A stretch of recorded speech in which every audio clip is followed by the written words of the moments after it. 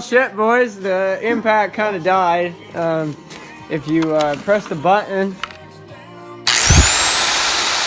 you don't spin.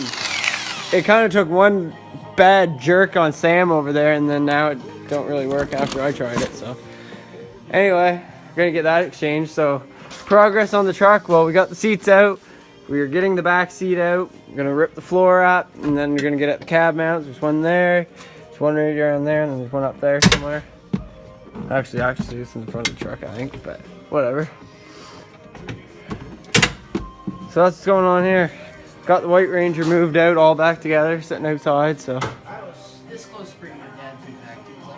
What is that? My dad's is a Milwaukee M18. Oh, it's 18. It's got like 1,200 foot-pounds.